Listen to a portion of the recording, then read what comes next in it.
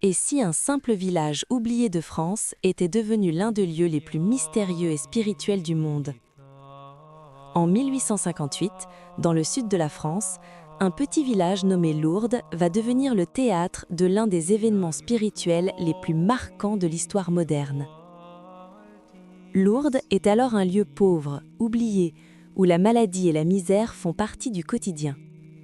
C'est là que vit Bernadette Soubirous, une jeune fille de 14 ans, frêle, analphabète et souvent malade. Le 11 février 1858, Bernadette part ramasser du bois près de la grotte de Massabielle, au bord du Gave. Soudain, un bruit étrange se fait entendre, comme un souffle de vent, mais les arbres ne bougent pas. Bernadette lève les yeux vers la grotte. Elle voit alors une lumière douce, puis une dame vêtue de blanc, ceinte d'une ceinture bleue, un chapelet entre les mains. Terrifiée mais fascinée, Bernadette tombe à genoux et commence à prier. La dame ne parle pas ce jour-là, mais elle sourit. C'est le début d'une série d'apparitions qui vont bouleverser la vie de Bernadette et celle de Lourdes.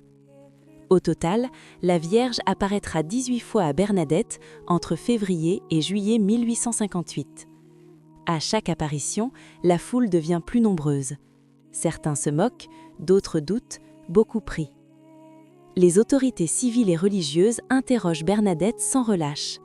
Mais la jeune fille reste simple, cohérente et ne change jamais sa version. Lors d'une des apparitions, la dame demande à Bernadette de gratter le sol. Bernadette obéit, sous les rires de la foule. De la boue apparaît, puis une source d'eau claire commence à jaillir. Cette eau, encore aujourd'hui, sera associée à de nombreuses guérisons inexpliquées. Plus tard, la dame confie un message central. Elle appelle à la prière, à la pénitence et à la conversion des cœurs. Le 25 mars 1858, jour de l'Annonciation, Bernadette ose enfin poser la question. « Madame, voulez-vous me dire qui vous êtes ?» La réponse est courte, mystérieuse, bouleversante. « Je suis l'Immaculée Conception ».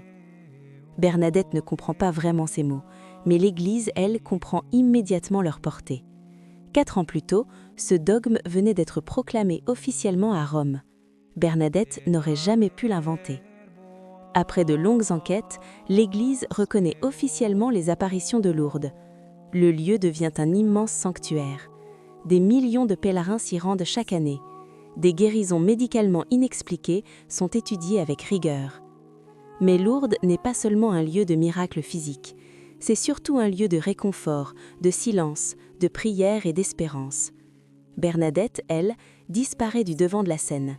Elle entre au couvent, vit dans l'humilité et la souffrance et meurt à seulement 35 ans. Aujourd'hui encore, son corps repose intact. Lourdes reste un message vivant, un rappel que le ciel choisit parfois les plus petits pour parler au monde entier. Si cette histoire t'a touché, prends un instant pour t'abonner, liker et partager. Et dis-moi en commentaire si tu aimerais découvrir d'autres apparitions mariales.